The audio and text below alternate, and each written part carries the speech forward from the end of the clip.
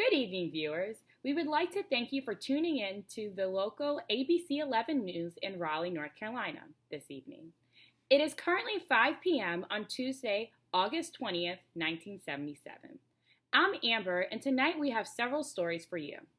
First, we will begin with our late night diseases segment, where we typically discuss diseases that are prevalent in the community and how to protect ourselves from infection. Tonight we'll be reporting breaking news in the scientific community, and we will be speaking with Dr. Kawuba about syphilis.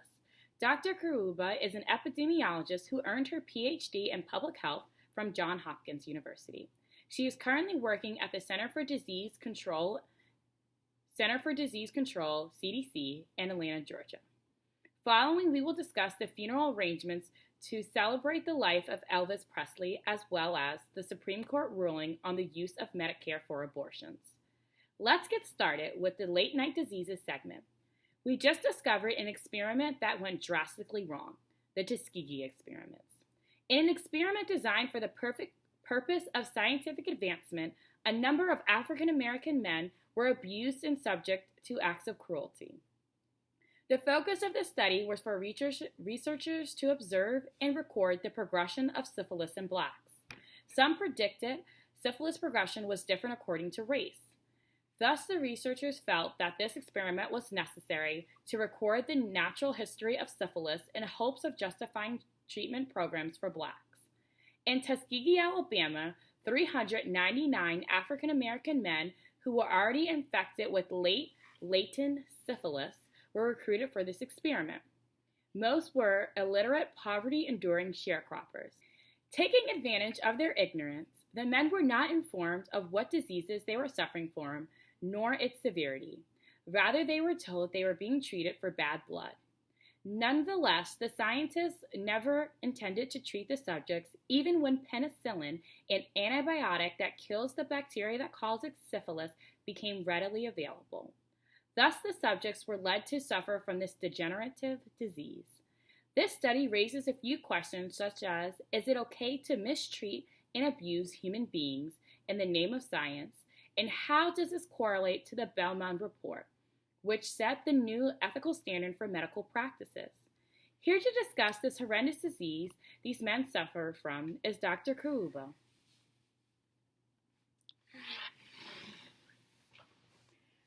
Good evening, Dr. Kawuba. We would like to thank you for taking the time to sit down with us to discuss this disease. I know a lot of people are concerned with the treatment of these men and how they were told they were being treated for this illness but were only receiving placebos, pink aspirin tablets. Along with this, a lot of people are concerned as to why these men did not receive treatment when medical practitioners found a cure for their illness. However, because these men did not know what illness they had, I want to ask you about some common symptoms of syphilis and how the general public can be aware to protect themselves in the event that a similar situation happens again. So what is syphilis and what are its symptoms? Well, hello, Amber. Thank you for having me. It's been great to be here. Syphilis is a sexually transmitted infection that is caused by the bacteria Treponema pallidum. This bacterium is highly infectious because once in the body, it contains integral outer membrane proteins that make the bacteria virtually invisible to the immune system, the part of the body that fights infections and diseases. The bacteria initially penetrates the intact mucous membranes of the genitalia during sexual intercourse. Mucous membranes are wet membranes of the body where mucus flows over the surface, preventing bacteria from attaching and invading one's epithelial or skin cells. How do you know that this bacteria has invaded your body, some may ask? You know you are infected with syphilis when you start to develop a certain set of symptoms. The symptoms for syphilis are divided into stages: primary, secondary, latent, and late. Symptoms of the primary stage are firm, round, and painless sores at the site of infection. Symptoms of the secondary stage are skin rashes and sores in your mouth, vagina, or anus. In addition, a fever, swollen lymph glands, sore throat, fatigue, headaches, and weight loss are all signs of this stage. Symptoms of the latent stage are when all earlier signs of the disease have disappeared. The late stage is rare but very serious and often occurs 10 to 30 years after the initial infection.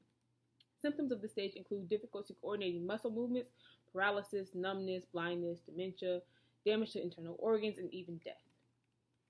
Interesting. Is syphilis something that anyone and everyone can be infected with? Is it a disease that is more prevalent in certain communities? Well, Since syphilis is a sexually transmitted infection, it can be acquired by individuals who are sexually active. Syphilis is spread by contact with the bacteria that is present in the syphilis sore during vaginal, anal, or oral sex. Sores can reside on the penis, vagina, anus, rectum, lips, and in the mouth. Therefore, any sexually active person who has unprotected vaginal, anal, or oral sex is at risk of syphilis. In addition, syphilis can be spread from mother to child if the mother is infected. There has been an increase in syphilis cases in the U.S., mainly among homosexual men and in the West Coast and New York. This increase has been associated with an increase in risky, unsafe sexual behavior. However, the vast majority of syphilis cases are in developing countries, particularly congenital syphilis, a disease in which an infected pregnant woman passes syphilis to her child. Posing even more concern is the recognition that syphilis infection significantly increases the transmission and the acquisition of HIV, which is a virus that wipes out one's immune system and leaves them susceptible to infections that would normally not cause disease in the healthy individual. How can we protect ourselves from acquiring syphilis? From a public health perspective, what are some preventative measures that we can take to make sure that we are not getting syphilis? In regards to safe sex, syphilis can be prevented solely by way of using contraceptives during oral, vaginal, and anal sex. For example, male condoms, female condoms, and dental dams are all tools that can be used to protect sensitive areas of the body to make sure that syphilis is not transferred from one partner to another during these variations of sex. Due to the fact that pregnant women, residents of developing countries, men of West Coast and New York, along with African American men who have sex with other men are more susceptible to this disease, these particular populations should be more careful when having sexual intercourse.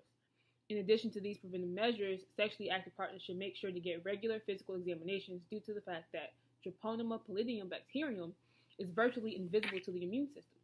For example, an elevated count of helper T cells may indicate the presence of dangerous antigens, which signifies a potential pathogen invasion. Well, is there any treatment available for syphilis? Yes, penicillin is typically the primary antibiotic that kills the Treponema pallidum bacterium, which causes syphilis. It is a beta-lactam antibiotic that inhibits cell wall synthesis in the pathogen by binding transpeptidases, which are the enzymes involved in cross-linking. This inhibits cross-linking, resulting in an unstable cell wall causing the lysis or bursting of the bacteria cell and its death. If the patient is allergic to penicillin, then there are other antibiotics to treat this condition, such as doxycycline, tetracycline, ceftriaxone, and azithromycin. In regards to pregnant women, penicillin is the recommended form of medication. However, if these women are allergic, they will need to discuss their specific allergies with their primary care physician. Okay. Do you think that this study has anything to do with the development of the Belmont report? I'm most certain that this has had an impact on the Belmont report. For the viewers listening, the Belmont report was a legal document created in 1974 for the purpose of detailing the rights and ethical practices that must be followed when directing biological and biomedical research. That being said, according to the Belmont report, this experiment would not be able to happen due to the fact that the participants were not informed on the true nature of the study, they were withheld treatment when it became available, and many other unethical practices. Thank you for answering all our questions and making sure that we better understand the subject. Is there anything that you would like to add before we close? I'd have to say, please get regular exams. Make sure that your partner is also getting regular exams. You can go together if necessary, but please make sure that you are both tested on at least an annual basis to be sure that you are not spreading syphilis. Make sure to practice safe sex using the proper contraceptives. Not everyone has sex in the bedroom, so wherever you are, just be sure to clean up afterwards. There you have it, folks. You've heard it here first. That's all you need to know about syphilis and how to protect yourself from this disease. Furthermore, we would like to inform you that in 1973, a lawsuit was filed on behalf of the participants and their families. In 1974, a $10 million out-of-court settlement was reached. Part of this settlement was a promise from the U.S. government to provide burial services and lifetime medical benefits to all living participants, which was enforced by the Tuskegee Health Benefit Program. It wasn't until 1975, however, when widows, wives, and offspring were added to the program. Join us next time on Late Night Diseases. Here's Cameron with the traffic report.